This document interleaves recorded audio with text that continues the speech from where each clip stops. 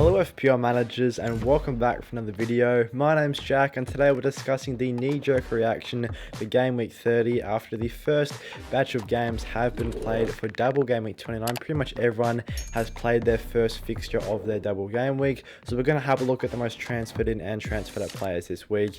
If you guys are enjoying the FPL videos, drop a like and subscribe as it really does help out the channel. And make sure you have those notification bells turned on to not miss any future FPL videos in the remainder of the season. And with that being said, let's jump into the video.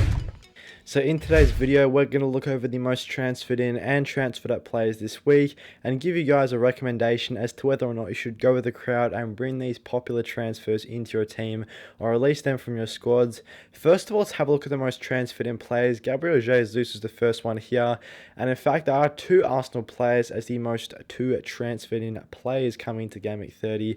It's Jesus and Ben White. Both of these players obviously provided returns in their single game week in Game Week 29. And I was saying to hold on to Arsenal assets as I did think they'll be able to perform well against Leeds. So if you had Odegaard, White or Jesus, you would have been very happy with your Arsenal assets for a double game week 29. Despite Arsenal only having the single fixture, they should pretty much match most double game week players for points this week. Gabriel Jesus obviously first came back in the Premier League starting for Arsenal. He picked himself up 12 points. He looks really threatening. He was really good earlier on in the season as well. Obviously a very popular pick at the start of the year and with good reason, and hopefully he can continue this form as he's straight back into his goal scoring as soon as he comes back into the Arsenal side. So it's really good to see for him, and I am excited to see what Jesus can produce in the future. For me, I do think this move is a little bit premature as Arsenal do have some tricky fixtures coming up, and there are a lot of other teams with better fixtures and a lot of other good forward options right now, whether that's Tony, Watkins, Isak's been good, Haaland and Kane are obviously two forward picks that are always in the picture as well. So I think Jesus probably a bit premature on that transfer in there. Same with Ben White. Yes, he got himself 8 points, but as I touched on with Jesus, Arsenal's fixtures aren't great in the next 2 to 3 weeks. So maybe if you wanted to get Ben White in after that, I think that's probably a better idea than getting him in right now, as I don't think you're going to be able to start him in too many fixtures in the next 2 to 3 game weeks for Arsenal, especially considering when there's other good single game week fixtures and double game week fixture options for the remainder of the season in defense, as a lot of other teams still have a few double game weeks to play. And I think when you're planning your transfers, it's all about targeting players that don't blank in game week 32 and have at least 1 or 2 doubles coming up for the remainder of the season, and unfortunately those Arsenal assets don't fit that description right now. Jack Grealish as well, he was another popular transfer and he beat himself up 12 points. A great performance against Liverpool from him, probably the man of the match in my opinion. He got himself a goal and an assist. He was really threatening for Man City and he has been pretty good in recent game weeks. Just needs to add those goals and assists to his game, which he's done here. He doesn't play in blank game week 32, which does definitely make him a slightly less tempting option. And once again, similar to Arsenal, those Man City fixtures coming up aren't the most impressive, and Man City also don't have any doubles coming up anytime soon, so I don't think having Man City assets is the right idea. So I think Grealish is probably not the best transfer in. Yes, the fixtures of the next two are okay for Man City, but then they just blank in game week 32 and don't have incredible fixtures for the remainder of the season after that. So I think Grealish not a great transfer in either. Looking to the most transferred out players, Saliba obviously with good reason. He could be out for quite some time. He got revealed. So I think Saliba is obviously a fairly good option to get out of the sides right now. Almiron, of course, in a similar boat. He picked up an injury. He could be out for a little bit. And I think there are some good midfielder options that you can bring in place of Almiron as well at a fairly similar price. Obviously, those Brighton assets are going to be midfielders that people look to target, especially if you do have a free hit available and you can avoid that blanking game week 32 by just free hitting out of it.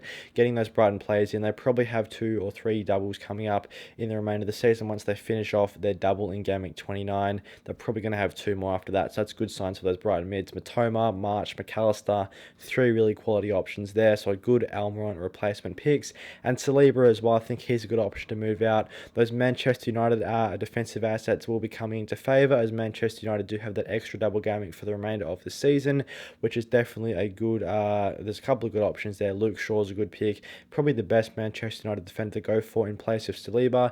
Maybe you want to go a bit more expensive and go for those Liverpool defenders. Obviously not great against Man City in double game week 29, but they still have a double coming up, which is a fairly good double in the remainder of the season. So maybe Robertson, Trent, Van Dijk, three good options there. If you have a bit of money in the bank, you want to upgrade Saliba to one of those other more expensive defenders, that's also an option. And Haaland, another very popular transfer out. He's been flagged, missed out in his most recent match in double game week 29 against Liverpool. Hopefully for his sake, he's good to go for game week 30. But I do think there are better forward options in FPL right now than Haaland. Haaland does blank in game week 32, and I think there's a lot of other forward options with double game weeks coming up in the remainder of the year. There could be better picks for the duration of the season. And of course, since Haaland is coming in at a premium price, you can free up a lot of money in the bank. You go for Harry Kane as a good replacement option. I think he's a really good pick. And a pick that I've seen being transferred out a bit recently by managers, but I think it's worthwhile holding on to him. He plays in blank game week 32, and despite not having any double game weeks, he's still such a productive player in any given fixture. So I think you should be fine to just play him on single game weeks. Also, Isak's got a double coming up. A couple of other good forward picks have doubles coming up, so good replacements there. And then, of course, you could upgrade any midfielder up to Mo Salah. He's a good option as well as far as premium assets go. If you downgrade Haaland to one of those cheaper forwards, going up to Salah in midfield could be a wise move. Salah got himself the goal against Man City in the first fixture of his double. He's been in really good form recently, and Liverpool do have good fixtures, plus a double coming up as well in the remainder of the season. So I think Haaland out could definitely be a good move there as well. So with these most popular transfers in mind, let's have a look at our Game Week 30 transfer watch list. These are 8 players that we do think have good point scoring potential over the next 5 to 6 weeks. Because they've been in good form, I have some really good fixtures coming up. The first one here is Tyrone Mings, and he's been excellent for Aston Villa in recent game weeks. Aston Villa's defence has been absolutely superb in recent weeks as well. They've provided so many clean sheets in the last 5 to 6 games, only missing out on a clean sheet only 1 or 2 times now in the last 5 to 6 games. So I think those Aston Villa defensive assets could be ones worthwhile targeting. They do play in blank game week 32 and have pretty good single game week fixtures for the rest of the year. They don't have any double game weeks, but their single game weeks are pretty good. Nottingham Forest at home, up next in game week 30, is a great chance for some point scoring amongst those Aston Villa defenders. Tyrone Mings has provided 3 assists this season. He can get forward from corners, give you headers as well. At 4.4 for Ronaldo on starting defender, I think Tyrone Mings could be a really, really good budget option in defence. He's going to allow you to spend extra money elsewhere in the squad, whilst also giving you a defender that's picking up consistent clean sheets and has a decent attacking threat with good fixtures. So Tyrone Mings is a really good option there. Mo Salah, of course, as we touched on, I think he's going to come into favour as the best premium asset to own FPL right now. Haaland slightly falling out of favour in terms of FPL point scoring potential, just because Man City have that blank. Maybe Haaland could get rested in a couple of games with Champions League as well. It's going to be interesting to see how that plays out. And plus, Man City don't have the easiest fixtures. They don't have any doubles coming up, whereas Liverpool do. So I think maybe those Liverpool assets could be worthwhile jumping on. And Mo Salah, he's been the premium play in form right now, coming off a goal against Man City. He's got Arsenal at home in game week 30, not the best fixture, but after that, the fixtures do get a lot better for Liverpool. And that is why Mo Salah has the highest predicted points in the next 6 game weeks out of any player in FPL right now, with a whopping 42.4 predicted points. So he's expected to do very, very well across his next 6 game weeks. Ollie Watkins as well, he's another player with great predicted points across the next 6, and a predicted points of nearly 6 in game week 30. A great fixture of Nottingham Forest at home. I expect Aston Villa to score a couple of goals in this game, and I think Ollie Watkins, one of the best mid-price forward picks in FPL right now.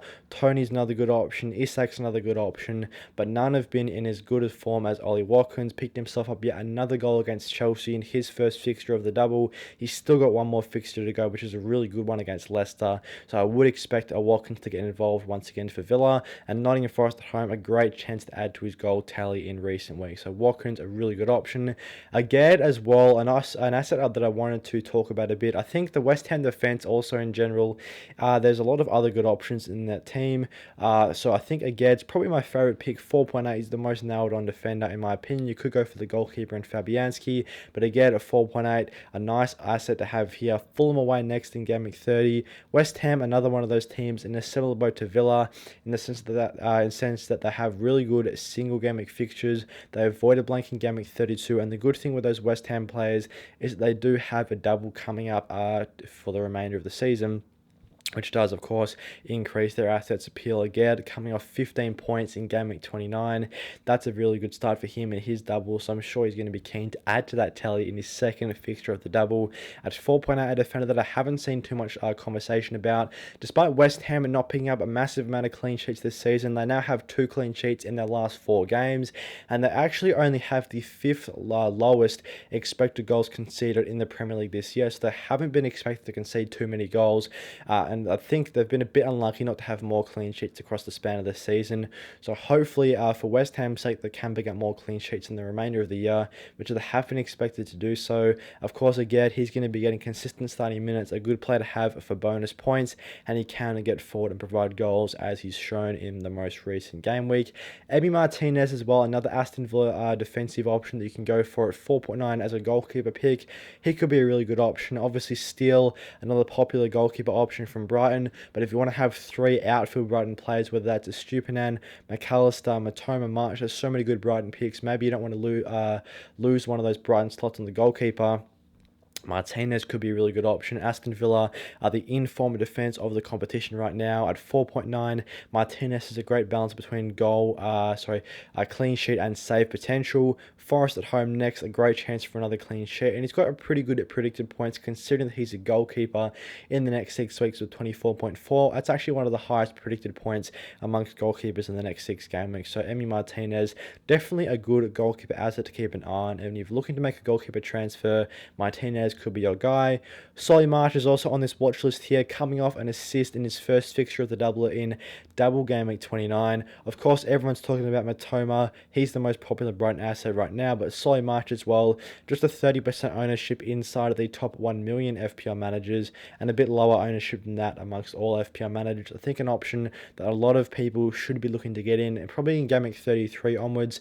He's not one to get in now with Tottenham as his next fixture, then a trickier fixture in game week 31, then a blank in game week 32. I think steering clear of those Brighton assets for now is wise, but March definitely one to look out for in game week 33 onwards, as I think having triple Brighton outfield players will be the way forward. Obviously, Solly March, the one that's not been spoken about as much as Matoma, so if you're thinking about getting March in, I think from game week 33 onwards, he's going to be a really, really good option. And despite blanking in game week 32, he actually still has a very good predicted points of 27.7, so he is definitely an option to keep an eye on. Harry Kane, of course, another really good premium pick. He's got single game week fixtures for the remainder of the year. Brighton at home up next. I think he's going to be a superb forward asset to own. He's currently definitely a player that we're looking to get in as well. That will play that's in our teams right now that we're looking at for good point scoring from him in the remainder of the year. He's got 32.1 predicted points in the next 6 game weeks. A good predicted points in game week 30 is of 5.6, which is the second highest out of any player on this watch list. I think Harry Kane's going to be really good forward asset. I think if you combine him with a couple of mid-price forwards, have Salah as the premium in midfield, your team will be in pretty good stead for the remainder of the year. And Isak as well, another one of those good mid-price forwards that you could combine with Harry Kane up top. Newcastle still have an extra double game week in the remainder of the year. Brentford away next is a great chance for more goals for Isak. He's been in great touch. Obviously, he didn't score in his most recent game. Wilson came off the bench and did score, so maybe that could provide some team selection headaches for Eddie Howe. But hopefully, Isak can continue getting good starting minutes, as he has been really good for Newcastle in his last 2 to 3 games now. So I think if he can get more now minutes for Newcastle in the remainder of the year, with a double coming up and good single game fixtures around that, he could be a really nice forward option to own. So definitely one to look out for as well. Thanks for watching today's knee-jerk reaction video for Game Week 30. I hope you guys enjoyed this one. If you did, drop a like and subscribe. It really does help out the channel, pushes the video out to more people. And also to make sure you don't miss any future FPO videos in the remainder of the year. There's plenty more double game weeks and of course blank game weeks coming up as well that needs discussing. So make sure you stay postponed for those videos, have the notification bells turned on. And with that being said, I'll see you guys in the next one.